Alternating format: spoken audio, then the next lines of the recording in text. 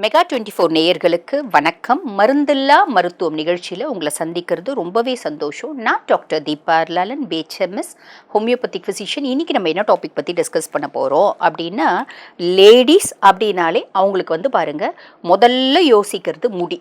ஏன்னா இப்போ நாங்கள்லாம் சின்ன பிள்ளையா இருக்கும்போதே எங்கள் பாட்டிலாம் சொல்லுவாங்க, 1000 கோணலை மறைக்கும் ஒரு முடி அப்படிம்பாங்க. நாங்கள்லாம் பாருங்க, இவ்வளோ பெரிய முடி வச்சுருந்தோம். நானே ஒரு 6 வருஷத்துக்கு முன்னாடிலாம் இவ்வளோ பெரிய முடி வச்சுருந்தேன். ஆனால் அது பாருங்க, அப்போ ஃபேஷனாக இருந்துச்சு. இப்போ நம்ம ரொம்ப ஃபேஷனேட்டாக மாறிட்டோம். சின்ன சின்ன ஹேர் கட், விதவிதமான ஹேர் கட், அதுக்கும் மேலே கலரிங், கலாச்சாரம் மாறி போச்சு இல்லைங்களா? அப்போ நம்மளுக்கு இப்போ பெரிய பெரிய முடி வச்சுக்கணுமா, இன்னமும் பெரிய முடி வேணும் அப்படின்னு ஆசைப்படுறவங்க இருக்காங்க. இன்னமும் பார்த்தீங்கன்னா ரொம்ப திக் ஹேர் வேணும் அப்படின்னு ஆசைப்படுறவங்க இருக்காங்க. எனக்கு நல்ல முடி வேணும், நான் மாசத்துக்கு ஒரு ஹேர் கட் பண்ணிக்கணும் அப்படின்னு ஆசைப்படுறவங்களும் இருக்காங்க.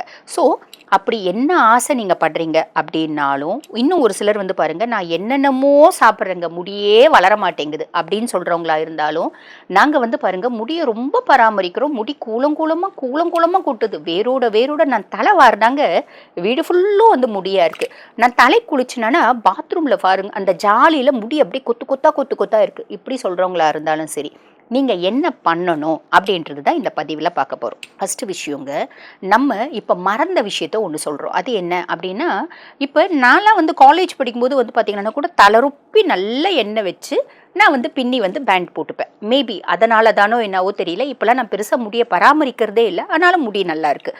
அப்போ நம்ம இப்போ குழந்தைங்க கூட என்ன பண்ணுறாங்க, தலைக்கு ஸ்கூலுக்கு எண்ணெய் வச்சுட்டு போகணுன்னா கூட எண்ணெய் சட்டின்னு சொல்கிறாங்க ஸ்கூலில், அதனால நான் எண்ணெய் வச்சுட்டு போக மாட்டேன் அப்படின்னு சொல்கிறாங்க இல்லையா? நிறைய குழந்தைங்க பேஷண்ட்ஸ் அவங்க அம்மா சொல்லுவாங்க, மேடம் இந்த குழந்தை எண்ணெயே வைக்க மாட்டேங்குது மேடம், இது கொஞ்சம் அட்வைஸ் பண்ணுங்க அப்படின்னு சொல்லிட்டு. அம்மா சொல்லி கேட்க மாட்டேங்குது, மிஸ்ஸு சொல்லி கேட்க மாட்டேங்குது, நம்ம சொல்லியே கேட்க முடியும், இருந்தாலும் சொல்லுவோம், கண்ணு டெய்லி எண்ணெய் வச்சுன்னு போகணும் கண்ணு அப்படின்னு. எண்ணெல்லாம் வழியுது ஆண்டி அப்படிங்க குழந்தைங்க.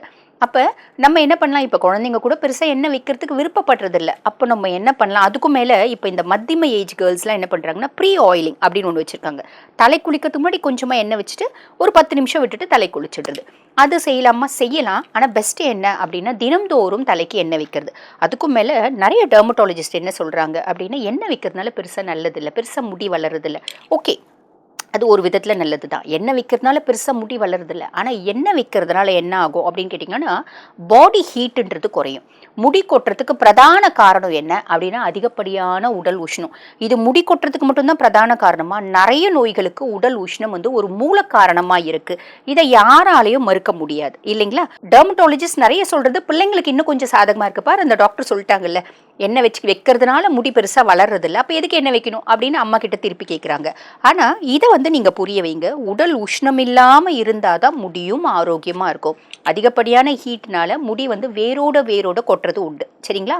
அப்போ அந்த பாடி ஹீட்டை சமநிலைப்படுத்துறதுக்காகவும், முடி நல்ல சாஃப்டாக இருக்கிறதுக்கும், அதே மாதிரி இந்த டேங்லின்னு சொல்கிறாங்க பார்த்தீங்களா, சிக்காக ஆகாமல் முடி நல்ல கண்டிஷன் ஆகிறதுக்கும் எண்ணெய் அப்படின்றது தேவை.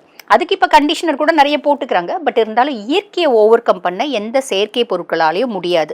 அது நம்ம மறக்கவும் முடியாது, மறுக்கவும் முடியாது அப்படின்னு சொல்லலாம். அப்போ நம்ம என்ன பண்ணலாம், தினம்தோறும் தேங்காய் எண்ணெய் அப்படின்றது வச்சுக்கலாம். இல்லைம்மா நாங்கள் எண்ணெய் வச்சுட்டு போக மாட்டோம், ஒன்றும் ப்ராப்ளம் இல்லை. இப்போ நீங்கள் ஸ்கூல் படிக்கிறீங்களா, காலேஜ் படிக்கிறீங்களா, ஆஃபீஸ் போகிறீங்களா, ஆஃபீஸ்லேருந்து வந்த உடனே தேங்காய் எண்ணெய் வச்சுக்கோங்க. நைட்டு தேங்காய் எண்ணெய் வச்சா ஈரம் ஆகிடுமா? நைட்டு நம்ம விளக்கெண்ணெய் எள்ளெண்ணெய் வச்சாதான் ஈரமாகும். நம்ம தேங்காய் எண்ணெய் வச்சா ஈரமாகாது. எள்ளெண்ணெய் சூடு தானே, ஆமாம் எள்ளெண்ணெய் சூடு தான். ஆனால் உஷ்ணமேவ உஷ்ண சாந்தி அப்படின்னு சொல்லுவாங்க. உடம்புல இருக்க சூட்டை எடுக்கிறதுக்கு நம்ம எள்ளெண்ணெய் தேய்க்கும் போது அது கூலிங் ஆகும். புரியுதுங்களா? அப்போ நம்ம என்ன பண்ணலாம், ஈவினிங் வந்த உடனே எண்ணெய் வைக்கலாம். எண்ணெய் எவ்வளோ வைக்கணுன்றதில்ல, கொஞ்சமே எண்ணெய் வச்சு நம்ம இந்த விரலினோட நுனிகளில் டச் பண்ணி ஸ்கேல்பில் மண்டையில் நல்லா படும்படியாக வச்சு ஒரு லைட் மசாஜ். இந்த மசாஜ்லேயும் எத்தனையோ டெக்னிக்ஸ் இருக்குது. சைனீஸ் மசாஜ், ஜாப்பனீஸ் மசாஜ், இந்த மாதிரியெல்லாம் பண்ணும்போது முடியினோட வேர்க்கால்கள் ரொம்ப ஸ்ட்ரென்த் ஆகும், முடி சூப்பர் டூப்பராக வளரும். அப்படியெல்லாம் ஒன்றும் இல்லைங்க, உண்மை. அது ஒரு விதத்தில் உண்மை தான். பட் பியாண்ட் தட் நம்ம லைட்டாக ஒரு சர்க்குலர் மோஷனில் நம்ம மசாஜ் பண்ணலாம். அதுக்கும் மேலே கட்டிலில் படுத்துட்ருக்கோம் அப்படின்னா, கட்டிலேருந்து தலையை கீழே தொங்க போட்டு நம்ம மசாஜ் பண்ணுறோம் அப்படின்னா, அந்த ஹேர் ஃபாலிகுல்ஸ்க்கு பிளட் சப்ளை நல்லா போகும். அதுக்கப்புறம் பின்னும்போது, தலை வாரும்போது சின்ன பல் இருக்க சீப்பு வேண்டாம், மர சீப்பு வச்சுக்கோங்க. பெரிய பல் இருக்க சீப்பை வச்சு நல்லா ஒரு 10 முறை நம்ம சீவி விட்டுட்டு அதுக்கப்புறம் பின்னிக்கலாம். பின்னி கொண்டு போட்டுட்டு மறுநாள் காலையில் வாஷ் பண்ணிக்கலாம். டெய்லி நம்ம ஷாம்பு போடும்போது தலையில் இருக்க எசென்ஷியல் ஆயில்ஸ் எல்லாம் ஸ்ட்ரைப் அவுட் ஆகிடும். உண்மை. டெய்லி நம்ம ஷாம்பு போடக்கூடாது. அப்போ என்ன பண்ணலாம்? ரொம்ப எளிமையான விஷயம் இருக்குது. அது என்ன அப்படின்னா, வெறும் சீயக்காய் பொடி, இல்லை கடலை மாவு, இல்லைன்னா பயிறு மாவு. பயிறு மாவில் கொஞ்சமாக தயிர் கலந்து நம்ம வந்து தலையில் தேய்ச்சிட்டு நம்ம வாஷ் பண்ணிட்டோம் அப்படின்னா எண்ணெயே இருக்காது. அட் த சேம் டைம் தலையில் இருக்க எக்ஸஸ் ஆயிலும் ஸ்ட்ரைப் அவுட் ஆகாது. முடியும் நல்ல ஆரோக்கியமாக இருக்கும். உடல் சார்ந்த உஷ்ணமும் குறையும். இதை ஒன்று ஃபாலோ பண்ணிக்கோங்க, சரிங்களா? அதே மாதிரி அந்த எண்ணெய் நம்ம பிளெயினாக யூஸ் பண்ணலாமா அப்படின்னா, பொதுவாக நம்ம தண்ணி குடிக்கிறோம். சாதா தண்ணி குடிக்கிறத விட சில பல மூலிகைகள் போட்டு நம்ம தண்ணி குடிக்கிறோம். ஒரு வெட்டி வேர் போட்டு தண்ணி குடிக்கிறோம் அப்படின்னு வச்சுக்கோங்களேன். அதுக்கு ஒரு தன்மை இருக்குல்ல, நம்ம உடம்பு கூலிங் பண்ணுது இல்லை, உடலுக்கு வந்து உடல் சார்ந்த உஷ்ணம் சார்ந்த நோய்கள் வராமல் தடுக்குது. இந்த மாதிரி நிறைய விஷயங்கள் இருக்குது. பெஸ்ட் ஆன்டி ஆக்சிடென்ட் இருக்குது. அப்போ அதே மாதிரி நம்ம பிளெயினாக தேங்காய் எண்ணெய் யூஸ் பண்ணுறதுக்கு பதில் அந்த தேங்காய் எண்ணெயில் நிறைய பொருட்கள் போடலாம். என்னென்ன பொருட்கள் அப்படின்னா, இதில் வந்து பாருங்க, நம் முன்னோர்கள் தமிழ் வைத்தியத்தில் யூஸ் பண்ண பொருட்கள் இருக்குது. அது என்னென்ன அப்படின்னா, அது வந்து எள்ளெண்ணெயை பிரதானமாக வச்சு செஞ்சாங்க. அதை இன்னொரு பதிவாகவே ஏர் ஆயில் பதிவில் சொல்கிறேன். இப்போ எல்லாரும் யூஸ் பண்ணக்கூடியது ஏன் அப்படி அதை வந்து பதிவாக சொல்கிறேன் அப்படின்னா, அதில் வந்து இந்த அப்ரஸ் பிரிகாட்டோரியஸ் அப்படின்னு சொல்லுவாங்க. அப்படின்னா என்ன, பிள்ளையார் கண்ணு அப்படின்னு சொல்கிறாங்க பார்த்தீங்களா, குன்றின் மணி. அந்த குன்றின் மணியை சுத்தி பண்ணி அதை வந்து பார்த்திங்கன்னா எண்ணெயாக யூஸ் பண்ணாங்க. தலை சார்ந்த நிறைய பிரச்சனைகள், ஸ்கேல்ப் இன்ஃபெக்ஷன்ஸ், டெர்மடைட்டிஸ், இப்படி நிறைய காம்ப்ளிகேஷன்ஸ் வராமல் அது தடுத்துச்சு. ஆனால் அது சுத்தி பண்ணுற ப்ராசஸ் வந்து கொஞ்சம் பெருசு. அப்போ எல்லாரும் ரொம்ப எளிமையாக செய்கிற மாதிரி ஒரு எண்ணெய் சொல்கிறேன். அது என்ன அப்படின்னா, ஒரு லிட்டர் தேங்காய் எண்ணெய் எடுத்துக்கோங்க.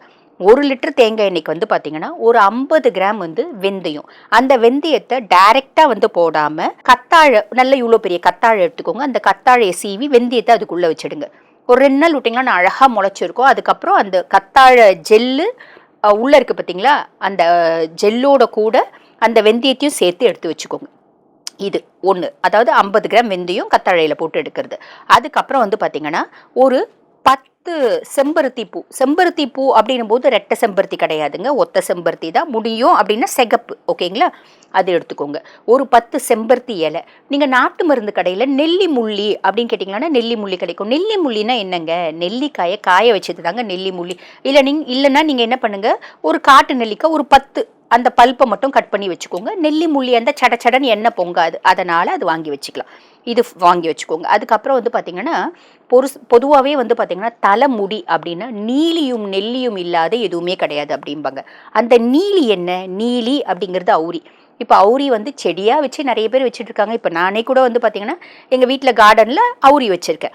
பட் பியாண்ட் தட் எல்லார் வீட்லேயும் வந்து இடமே இல்லை, ஃப்ளாட்டில் இருக்காங்க அப்படின் போது ஹவ் இட்ஸ் பாசிபிள். நம்ம அவுரி பொடியாக கிடைக்குது. அது வந்து பார்த்திங்கன்னா ஒரு 50 கிராம் வாங்கிக்கோங்க, சரிங்களா?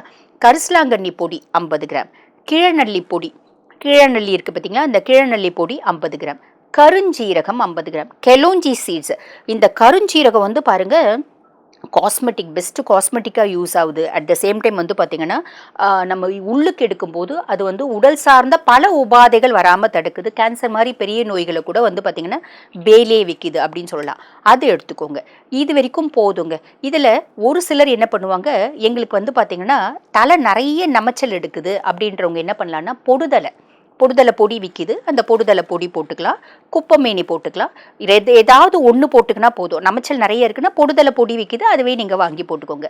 ஸ்கேல்ப் இன்ஃபெக்ஷன் இருக்குது, டெர்மடைட்டிஸ் இருக்குது, ஸ்கேல்ப் சொரியாசிஸ் இருக்குது, இந்த மாதிரி தலை சார்ந்த நோய்கள் இருக்குது, கரப்பான் இருக்குது, இந்த மாதிரி இருக்குது அப்படின்னா குப்பமேனியும் சேர்த்து போட்டுக்கோங்க. இது உங்களோட ஆப்ஷனல் தான், ஓகேங்களா? இது எல்லாத்தையும் எடுத்து 1 லிட்டர் தேங்காய் எண்ணெய் ஒரு இரும்பு கடாயில் தான் வச்சு நம்ம காய்ச்சணும். அந்த இரும்பு கடாய் அடி வந்து பார்த்திங்கன்னா கனமாக இருக்கிறதுல சிம்மில் வச்சுடுங்க. கொஞ்சம் நேரம் ஆகட்டும், நல்லா சூடாகும். அதுக்கப்புறம் ஒன்று ஒன்றா இது எல்லாத்தையும் போடுங்க. சட இதுவாகி அடங்கும். அப்படியே வந்து கொஞ்சம் நேரம் கழித்து அப்படியே புகைஞ்ச பின்னாடி ஸ்டவ்வை நிறுத்திடுங்க. ரொம்ப புகை விட்டீங்க அப்படின்னா எண்ணெய் மொத்தம் புகையாக போயிடும். ஸ்டவ்வை நிறுத்திடுங்க. அதுக்கப்புறம் காலையில் நீங்கள் இந்த மாதிரி செஞ்சு வச்சிட்டிங்க அப்படின்னா சாயங்காலமாக அது எல்லாத்தையும் வடிகட்டிட்டு அந்த எண்ணெயை ஒரு க்ளீன் பாட்டிலில் போட்டு வச்சுக்கோங்க. சிம்பிள். க்ளீன் பாட்டிலில் போட்டு வச்சுக்கோங்க. இப்போ ஒரு சிலர் வந்து என்ன பண்ணுவாங்க அப்படின்னா, எங்களுக்கு இந்த மாதிரி எண்ணெய் போடும்போது ஈரம் ஆகுது அப்படின்னு சொல்லுவாங்க. அந்த மாதிரி ஈரம் ஆகிற பர்சனாலிட்டியாக நீங்கள் 4 பூண்டு பல் நசுக்கி போட்டுருங்க.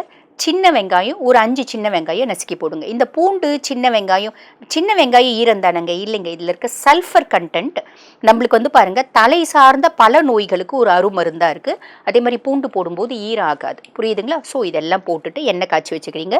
தினம்தோறும் இந்த எண்ணெயை நீங்கள் நான் சொன்ன மாதிரி கட்டிலில் படுத்துட்டு நம்ம தலைக்கு வந்து தலை வந்து கீழே இருக்கணும், உடம்பை விட தலை கீழே இருக்கணும். பிளட் சப்ளை நல்லா வரும். தலைக்கு அப்ளை பண்ணி நல்லா மசாஜ் பண்ணிவிட்டு பின்னிட்டு மறுநாள் காலையில் நான் உங்களுக்கு என்ன போட்டு வாஷ் பண்ணணும்னு சொல்லியிருக்கேன், அப்படி வாஷ் பண்ணிக்கோங்க.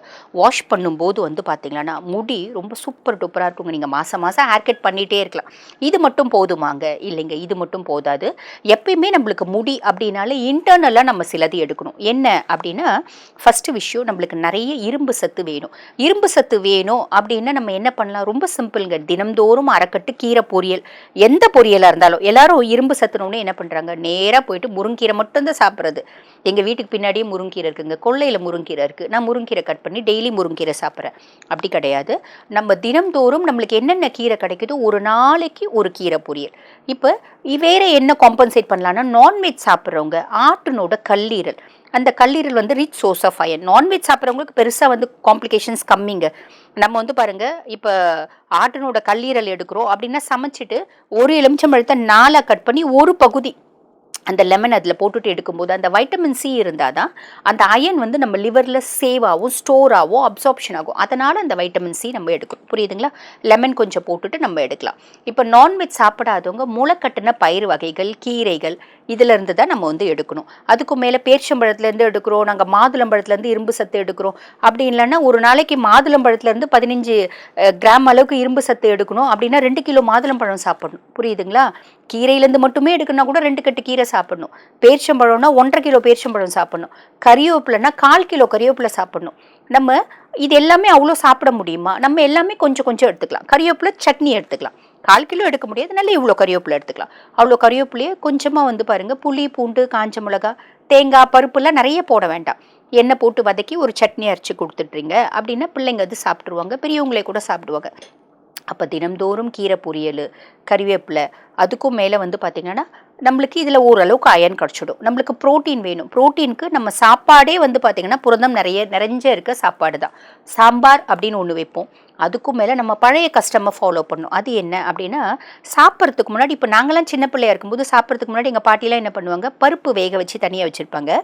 பருப்பு இவ்வளோ போட்டு ஒரு ஸ்பூன் நெய் போட்டு அதை சாப்பிட்டுட்ட பின்னாடி தான் சாம்பார், ரசம், தயிரெல்லாம் கொடுப்பாங்க. அதை திருப்பி ஃபாலோ பண்ணுங்கள். ரொம்ப சிம்பிள். அப்போ தேவையான ப்ரோட்டீன் கிடச்சிடும். அதே மாதிரி மாலை நேரங்களில் முளைக்கட்டின சுண்டல், நம்ம வந்து பார்த்திங்கன்னா பயிறு வகைகளை சுண்டலாக செஞ்சு கொடுக்கலாம். இதுவும் வந்து பாருங்கள் நம்மளுக்கு நல்ல ப்ரோட்டீன் கிடச்சிடும். அதுக்கும் மேலே கால்சியம்னாலே நம்மளுக்கு ஞாபகம் வருது A for apple, B for bat மாதிரி. கால்சியம்னாலே பால் தான் ஞாபகம் வரும். ஆனால் கீரைகள் வந்து பார்த்திங்கன்னா நல்ல ரிச் சோர்ஸ் ஆஃப் கால்சியம். அதுக்கும் மேலே நம்ம சிறுதானிய வகைகள், இது எல்லாமே கால்சியம் சர்ப்ளஸாக இருக்கும். வெயில் உடம்புல படுற மாதிரி பார்த்துக்கோங்க. தண்ணி ஒரு நாள் 3 லிட்டர் குடிச்சுக்கோங்க. பாடி எக்ஸஸ் ஹீட் இல்லாமல் பார்த்துக்கோங்க. இப்படி முடியை நீங்கள் வந்து பராமரிக்கிறீங்க அப்படின்னா இதெல்லாம் ரொம்ப எளிமையான விஷயம்தான். எல்லாருக்குமே வந்து பார்த்திங்கன்னா இந்த மாதிரி சின்ன சின்ன விஷயத்தை ஃபாலோ பண்ணுறோம் அப்படின்னும் போது ஆரோக்கியமான கேசம், ஆரோக்கியமான முடி, ஒரு ஹெல்த்தியான முடி, நீங்கள் சின்னோண்டு ஹேர் கட்னாலும் பண்ணிக்கோங்க, இல்லை பெருசாக பின்னினாலும் வச்சுக்கோங்க, எல்லாருக்குமே சாத்தியம் அப்படின்றது தெரிஞ்சுக்கோங்க. ஆக இந்த பதிவு உங்களுக்கு பயனுள்ளதாக இருக்கும்னு நினைக்கிறேன். இதே மாதிரி இன்னொரு பதிவில் உங்களை சந்திக்கிறேன். தேங்க்யூ.